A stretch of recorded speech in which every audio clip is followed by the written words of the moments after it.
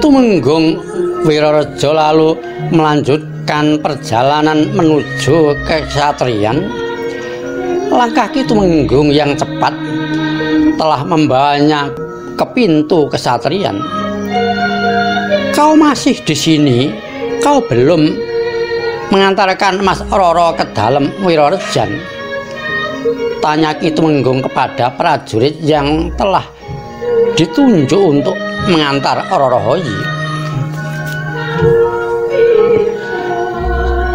Saya sudah bersiap sejak dini hari tadi, tetapi sampai sekarang Pangeran Tejaningrat belum keluar dari kamar.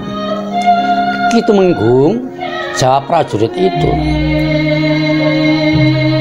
Kau tidak menyusulnya ke ruangan Pangeran Tejaningrat? Tanya Ki Tumenggung. Saya tidak berani, Ki Tumenggung, dan saya tidak diperintahkan untuk menyusul ke ruangan Pangeran Tejaningrat, jawab prajurit itu. Tumenggung Wiraraja tidak menjawab. Ki Tumenggung segera berjalan menuju ke ruangan Pangeran Tejaningrat, dan di dalam ruangan terlihat Pangeran Tejaningrat duduk di pembaringan.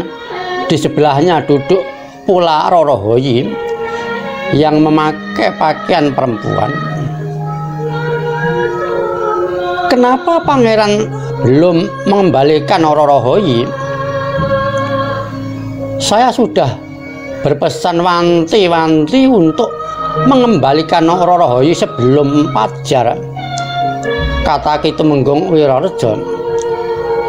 Maaf Ki Tumenggung, kami terlambat bangun, agak kesiangan, kata Pangeran Tejaningrat. Sekarang bagaimana Pangeran? Roro Hoyi belum berganti pakaian abdi dalam, dan di luar keadaan sudah terang benerang, kata Ki Tumenggung Wiraraja. Maaf Ki Tumenggung, saya mengaku salah dan sekarang saya tidak tahu apa yang harus saya lakukan, kata Pangeran Tejaningrat. Hari sudah terang. Saat ini Roro Hoyi tidak mungkin pulang ke dalam Wiraraja. Nanti semua orang akan tahu dan sebentar lagi laporan itu kelak didengar oleh Kanjeng Sunan Amangkurat Agung, kata Ki Tumenggung Wiraraja.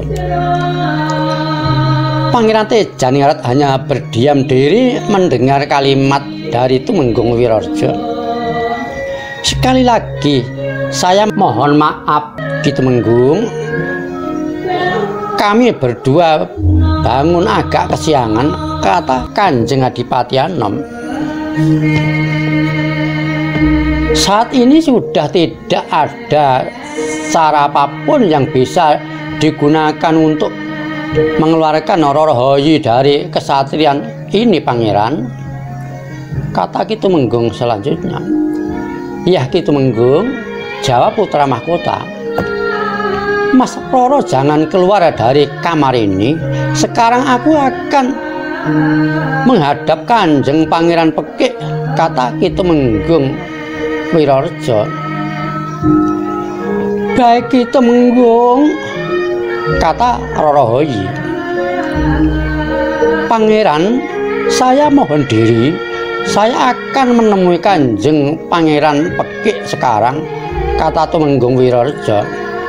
Dan Ki Tumenggung segera berjalan keluar dari kesatiran menuju ke tempat Pangeran Pekik. Kedua prajurit penjaga pintu kesatrian hanya bisa memandang Ki Tumenggung yang berjalan cepat meninggalkan kesatrian. Pagi itu, Pangeran Pekik yang sedang berjalan-jalan di depan ruangannya merasa terkejut ketika Tumenggung Wiraraja bergegas menghadapnya. Ada apa Ki Tumenggung? Pagi ini kau terlihat gugup. Ada apa? Tanya Pangeran Pekik. Ya, ada berita yang mengkhawatirkan pangeran, kata Ki Tumenggung. Berita apa? Tanya Adipati Surabaya.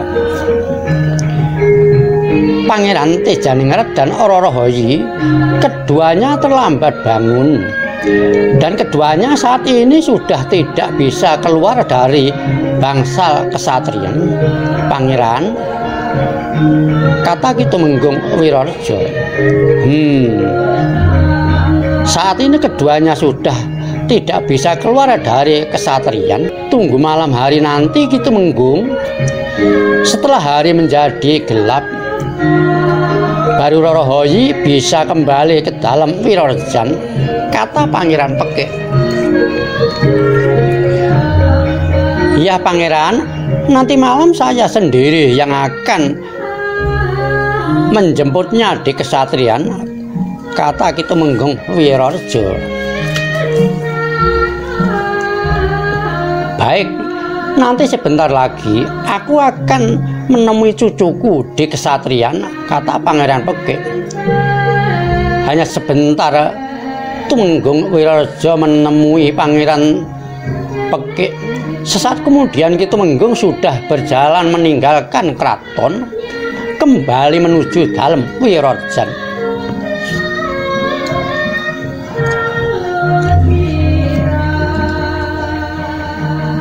Sepeninggal Tumenggung Wirorejo, Pangeran Pekik berkata dalam hati, aku akan mandi dulu. Setelah itu aku akan ke kesatrian. Semilir angin masih tetap mengusap lembut daun sawo kecil yang masih bergantungan di ranting pohonnya yang masih tegak diri di dalam keraton. Tidak jauh dari Dalam Kuning, tempat kediaman Kanjeng Sunan Hamangkurat Agung. Matahari kian tinggi, dan saat itu Narendra Mataram Kanjeng Sunan Hamangkurat Agung sedang berada di dalam salah satu ruangan di Dalam Kuning. Aku ini memang pelupa. Beberapa tahun aku telah melupakan Rorohoyi. Kemudian beberapa hari yang lalu aku ingin bertemu dengan Rorohoyi juga belum terlaksana. Aku lupa karena kesibukanku dengan beberapa selirku yang lain, kata Raja Mataram. Kanjeng Sunan Hamangkurat Agung bangkit berdiri, lalu berjalan keluar. Dan di dekat pintu ada seorang prajurit yang sedang berjaga. Prajurit, panggilkan Ki Tumenggung Wiropatra. Katakan Ki Tumenggung supaya menghadapku sekarang juga. Cepat, kata Raja Mataram itu. Sendika dawuh Kanjeng Sunan, kata prajurit itu sambil menyembah. Setelah itu prajurit itu segera meninggalkan Dalam Kuning, berjalan cepat menuju Dalam Wiropatran.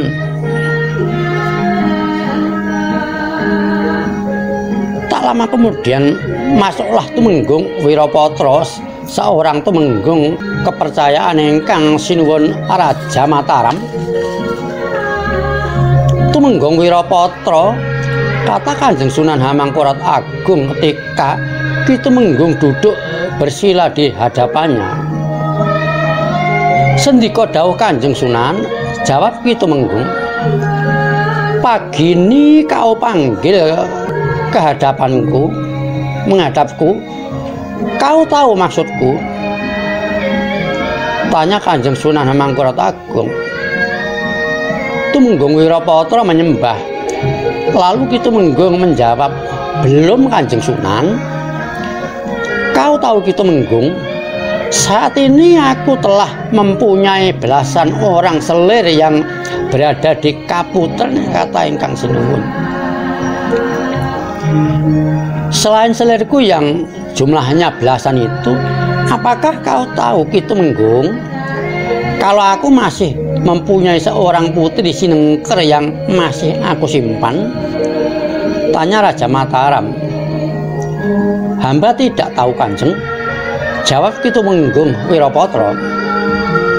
Ketahuilah Ki Tumenggung Wirapatra, saat ini aku masih mempunyai seorang putri Sinengker yang bernama Rorohoyi, yang sekarang berada di dalam Wirorejan, kata Ingkang Sinuwun.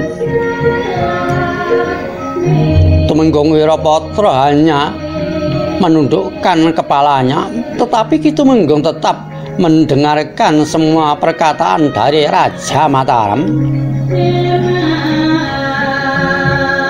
Beberapa hari yang lalu, aku ingin Rorohoyi menghadapku di sini, tetapi karena aku sibuk dengan beberapa selir yang lain, aku lupa. Nah, sekarang aku baru ingat, aku sebetulnya ingin bertemu dengan Rorohoyi. Aku ingin melihatnya setelah sekian tahun aku simpan ia di dalam Wirorejan, kata Ingkang Sinuwun. Sekarang Rorohoyi sudah dewasa. Aku ingin menempatkan ia di dalam keraton supaya tidak bisa dilihat oleh siapapun, termasuk putraku Tejaningrat, kata Sunan Hamangkurat Agung. Pangeran Tejaningrat, Kanjeng Adipati Anom, itu juga dimaksud Kanjeng Sunan? Tanya Tumenggung Wirapatra. Ya, Tejaningrat telah mencintai Rorohoyi. Nah, Ki Tumenggung Wirapatra, tugasmu pagi ini adalah membawa Rorohoyi menghadapku sekarang, kata Raja Mataram. Sendika dawuh Kanjeng Sunan, kata Tumenggung Wirapatra. Pergilah ke dalam Wirorejan, bawa Rorohoyi kemari sekarang juga, kata Narendra Mataram. Sendika dawuh Kanjeng Sunan, jawab Tumenggung Wirapatra. Kau temui Tumenggung Wirorejo, katakan padanya Rorohoyi akan kau bawa ke dalam Kuning, kata Sang Narendra Mataram. Bagaimana kalau Ki Tumenggung Wirorejo tidak mau memberikannya, Kanjeng Sunan? Tanya Tumenggung Wirapatra. Ya, kau betul Ki Tumenggung. Rorohoyi pasti tidak akan diberikan kepadamu, karena Ki Tumenggung Wirorejo sudah aku pesan, Rorohoyi jangan diberikan kepada siapapun kecuali aku sendiri yang akan mengambilnya, kata Kanjeng Sunan Hamangkurat Agung. Mohon ampun Kanjeng Sunan, lalu bagaimana jalan keluarnya supaya hamba bisa membawa Rorohoyi menghadap Kanjeng Sunan sekarang juga? Tanya Tumenggung Wirapatra. Kanjeng Sunan Hamangkurat Agung tidak menjawab, tetapi Raja Mataram itu mencabut sebuah keris lengkap beserta warangkanya yang terselip di pinggangnya. Lalu Kanjeng Sunan pun berkata, Tumenggung Wirapatra, kau sebagai utusanku, bawalah keris pusakaku ini. Kiai Parungsari dan kuasamu saat ini tidak ada bedanya dengan Raja Mataram. Tumenggung Wirapatra terkejut. Kiai Parungsari adalah sebuah keris pusaka milik Raja Mataram yang tidak pernah terlepas dari tubuh Kanjeng Sunan Hamangkurat Agung. Keris pusaka Kiai Parungsari, kata Tumenggung. Dan Ki Tumenggung pun sebetulnya telah mendengar tentang kemampuan keris pusaka Kanjeng Hamangkurat Agung yang bernama Kiai Parungsari. Keris Kiai Parungsari, sebuah keris pusaka Luk 13, mempunyai dapur Parungsari tanpa nomor tetapi pada bilahnya penuh dengan biasan kinatah emas. Di dalam sebuah warangka berbentuk gayaman Mataram yang terbuat dari kayu timoho, Tumenggung Wirapatra menarik napas dalam-dalam. Ki Tumenggung menjadi berdebar-debar karena sebagai utusan Raja Mataram dengan membawa keris pusaka Kiai Parungsari. Saat ini kuasanya tidak berbeda dengan kuasa Kanjeng Sunan Hamangkurat Agung.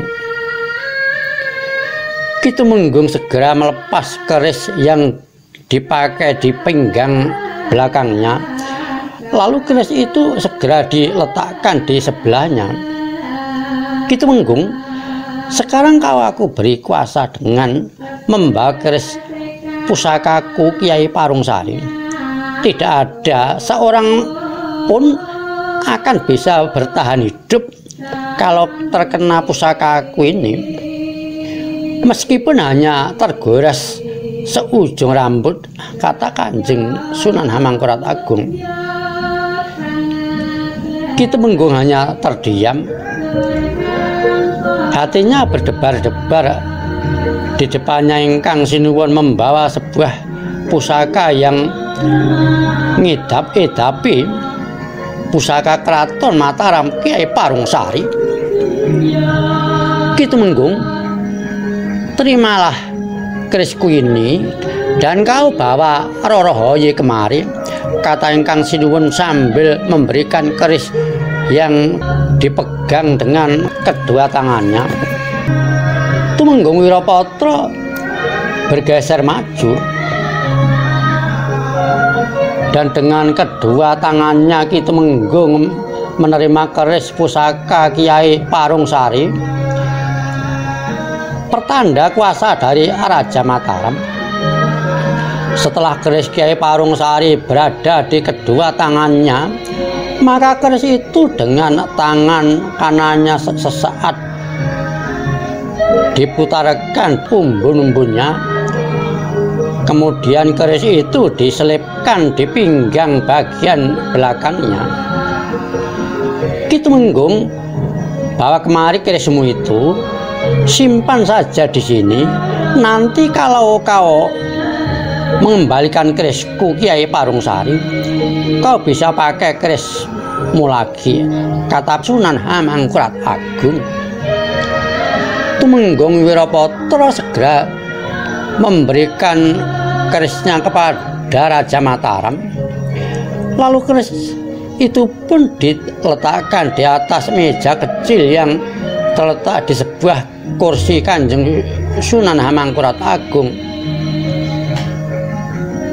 Berangkatlah Ki Tumenggung ke dalam Wirorjan, lalu bawalah Rorohoye kemari.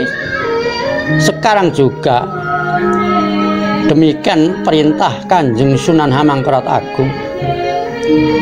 Sendika dawuh Kanjeng Sunan, kata Ki Tumenggung Wirapatra. Dan setelah menyembah, maka Ki Tumenggung segera berjalan mundur sambil berjongkok. Sambil berjalan meninggalkan Dalam Kuning, Ki Tumenggung berkata dalam hati, ternyata Pangeran Tejaningrat tidak mau kalah dengan Kanjeng Sunan. Mereka berdua menginginkan perempuan yang sama, Rorohoye. Seperti apakah gadis yang bernama Rorohoye sehingga mampu menaklukkan hati Kanjeng Adipati Anom, kata Tumenggung Wirapatra dalam hati. Setelah keluar dari keraton, maka Tumenggung Wirapatra berjalan cepat ke dalam Wirorjan untuk memerintahkan Rorohoye segera menghadap Kanjeng Sunan di Dalam Kuning sekarang juga. Pada saat itu di dalam Wirorjan, Tumenggung Wirorjo yang sudah berpakaian seorang tumenggung sedang berada di pendopo. Ki Tumenggung sedang bersiap akan berangkat menuju ke keraton. Tetapi Ki Tumenggung terkejut sekali ketika melihat seorang yang berpakaian Tumenggung memasuki Rigel Wirarejan. Ki Tumenggung Wirapatra, ada keperluan apa pagi-pagi Ki Tumenggung berkunjung kemari? Kata Tumenggung Wirareja dalam hati. Tumenggung Wirapatra berjalan menuju pendopo. Setelah mengucap salam, maka Ki Tumenggung Wirapatra terus berjalan menuju pendopo. Ki Tumenggung Wirareja membalas ucapan salamnya, lalu mempersilahkan tamunya duduk di pendopo. Silakan duduk, Ki Tumenggung Wirapatra. Terima kasih Ki Tumenggung Wirareja, kata Tumenggung Wirapatra. Dan sesaat kemudian kedua Tumenggung itu sudah duduk berhadapan di pendopo. Hari masih pagi, Ki Tumenggung Wirapatra telah datang ke dalam Wirarejan dan telah membuatku terkejut dan berdebar-debar. Ada keperluan apakah Ki Tumenggung datang kemari? Tanya Tumenggung Wirareja. Ya, Ki Tumenggung Wirareja, saya mohon maaf, pagi ini saya telah membuat Ki Tumenggung terkejut kedatanganku ini karena diutus Kanjeng Sunan Hamangkurat Agung, kata Tumenggung Wirapatra. Tumenggung Wirareja semakin berdebar-debar ketika mengetahui Tumenggung Wirapatra adalah utusan Kanjeng Sunan Hamangkurat Agung. Aku diutus untuk membawa Rara Hoyi sekarang juga, kata Tumenggung Wirapatra. Mendengar perkataan Tumenggung Wirapatra, maka Tumenggung Wirareja terkejut sekali. Ki Tumenggung tidak menyangka kalau Kanjeng Sunan akan meminta Rara Hoyi pada saat perempuan itu sedang berada di kesatrian. Tidak ada perempuan yang bernama Rara Hoyi di sini, kata Tumenggung Wirareja. Aku mencari Rara Hoyi, putri yang disengker oleh Kanjeng Sunan Amangkurat Agung di dalam Wirarejan. Nah, Ki Tumenggung Wirareja, apakah Rara Hoyi berada di sini? Kata Tumenggung Wirapatra dengan nada tinggi. Sekali lagi, Ki Tumenggung Wirapatra, tidak ada orang yang bernama Rara Hoyi di sini, jawab Tumenggung Wirareja dengan suara keras. Ketahuilah Ki Tumenggung Wirareja, aku adalah utusan dari Narendra Mataram, Kanjeng Sunan Hamangkurat Agung yang mempunyai kekuasaan seluas laut, kata Tumenggung Wirapatra. Apa buktinya? Tanya Tumenggung Wirareja. Tumenggung Wirapatra lalu mencabut keris yang dipakainya, sebuah keris dengan warangka gayaman terbuat dari kayu timoho yang bercorak indah. Kau kenal keris ini, Ki Tumenggung?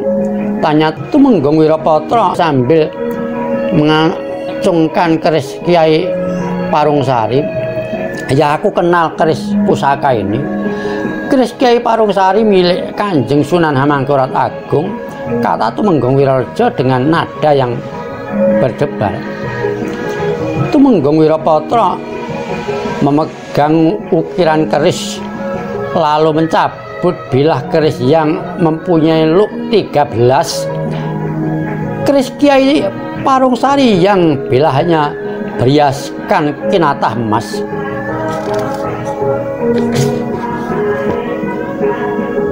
Aku adalah duta Kanjeng Sunan Hamangkurat Agung. Aku ingin masuk ke kamar Roro Hoyi. Silahkan Ki Tumenggung menunjukkan kamar yang dihuni oleh Roro Hoyi, kata Tumenggung Wirapatra. Tumenggung Wiraraja bangkit berdiri. Ki Tumenggung tidak bisa berbuat lain selain harus menunjukkan kamar tempat Roro Hoyi. Sesaat kemudian Ki Tumenggung Wirapatra memasukkan kembali bilah keris pusaka Kiai Parung Sari ke tempatnya. Lalu keduanya berjalan menuju halaman belakang. Sambil berjalan, keris pusaka Kiai Parung Sari masih dipegang oleh Ki Tumenggung Wirapatra. Dan dalam hati Tumenggung Wirapatra berkata, aku harus waspada. Setiap saat Ki Tumenggung Wiraraja bisa saja secara tiba-tiba menyerangku dari jarak dekat. Ki Tumenggung, kau berjalan di depan, kata Tumenggung Wirapatra. Di halaman belakang, Tumenggung Wirapatra berjalan bersama Tumenggung Wiraraja menuju ke sebuah kamar, dan kamar itu adalah kamar Roro Hoyi. Kau buka kamar itu Ki Tumenggung, kata Tumenggung Wirapatra. Tumenggung Wiraraja segera membuka kamar Roro Hoyi. Lalu Tumenggung Wiraraja berkata, tidak ada Roro Hoyi di sini. Ki Tumenggung Wirapatra, ya tidak ada. Berada di manakah Roro Hoyi sekarang? Ki Tumenggung Wiraraja, tanya Tumenggung Wirapatra. Saya tidak tahu, Ki Tumenggung Wirapatra, kata Tumenggung Wiraraja.